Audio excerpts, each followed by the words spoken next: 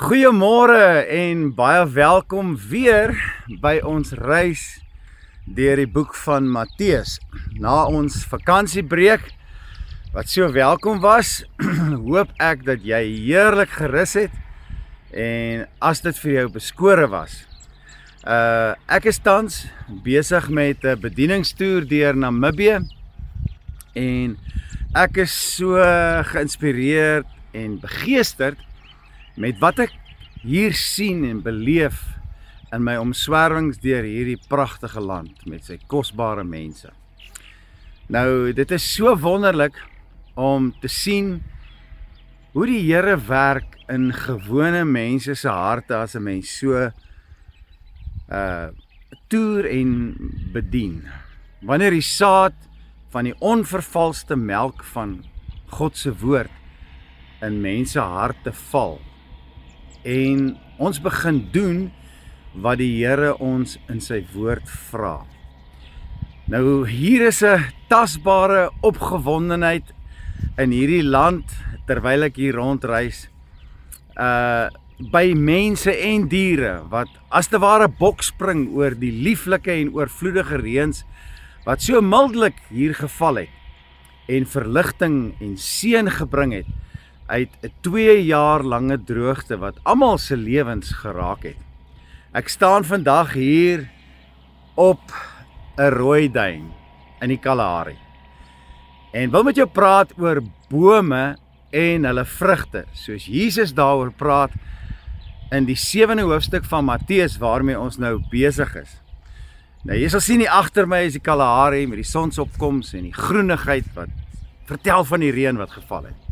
Dit is so belangrik dat ons sal verstaan vandag dat ons geestelike lewensbome en die vrugte van die Heilige Gees wat ons moet dra, direk afhanklik is van die water van die woord en dat 'n geestelike droogte in ons lewe ook 'n radikale effek kan hê op hoe ons bome vertoon en hoe ons vrugte lyk wat aan daardie boom is vir die wêreld daar buite en ook meer belangrik watter tipe vrugte ons gaan dra as ons nie gebed en gewortel is in die wingerdstok wat Jesus se woorde en ook die water van sy gees wat in ons lewe 'n werklikheid moet word na mate ons drink van die lewende water van sy woord.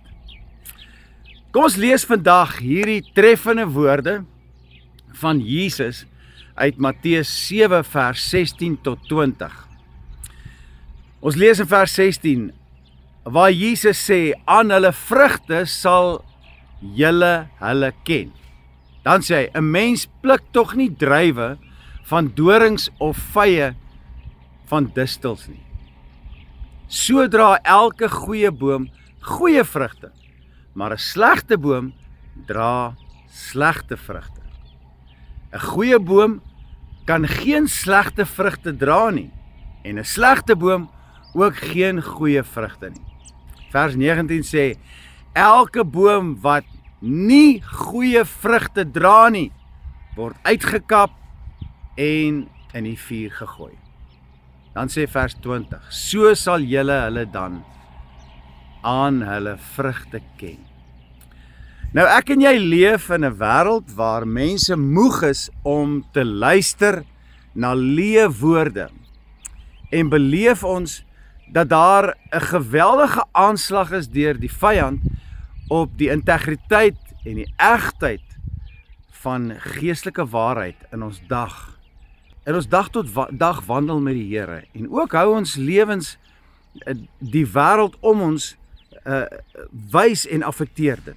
Ons beleef dikwels dat die wêreld krities staan teenoor Christendom en dan huiwerig is om ons woorde aan te neem en te vertrou, omdat ons lewens en getuienis soms uitmekaar uitval.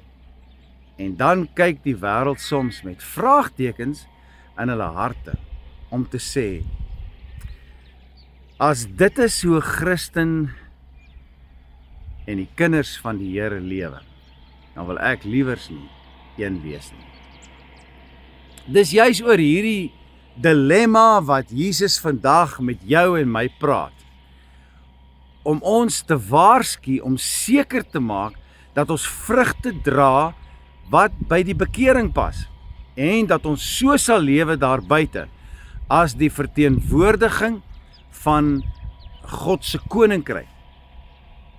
Dat dit vir mense aantreklik sal wees om Jesus na te volg.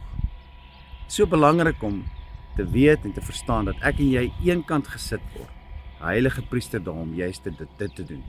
Jesus waarsku dat ons nie een ding kan glo en praat en dan 'n ander ding kan lewe nie. Maar dat ons sal glo wat ons praat en dat ons dit werklik elke dag sal lewe. Die Purus Assisi het die volgende gesê wat so mooi die woorde van Jesus bevestig vandag.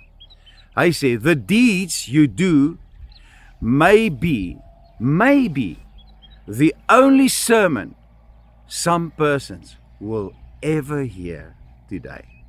Verder het hy gesê in hierdie kosbare woorde, preach the gospel at all times and when absolutely necessary, use words. Fokus val op ons dade. Hier is ons uitdaging en ons roeping vandag, om so te lewe dat mense Jesus in ons lewens kan raak sien en dat dit hulle sal inspireer om Jesus na te volg, om hom te dien en te volg. Ek sluit af met 1 Johannes 2 vandag, wat alles mooi in perspektief sit, wat Jesus vandag kom sê het. Kom ons lees dit gou. 1 Johannes 2 vers 3 tot 6 sê die volgende.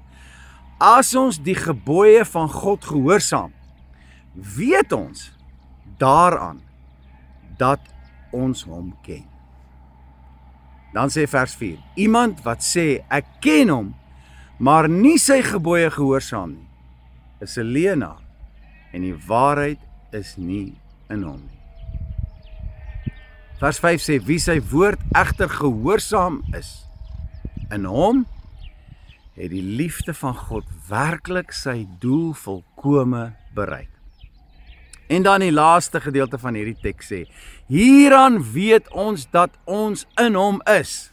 Vers 6 sê, wie beweer dat hy in hom bly, behoort self ook te lewe, soos Jesus gelewe het. Wie beweer dat hy Christen is, behoort self te lewe, soos Jesus op aarde gelewe het. Mag hierdie woorde jou inspireer vandag om vrugte te dra, wat bewys dat Jesus se gees in jou binneste lewe. Mag hierdie boodskap jou so inspireer om daar buite 'n lig te wees. 'n Ligstraal wat die duisternis so nodig het.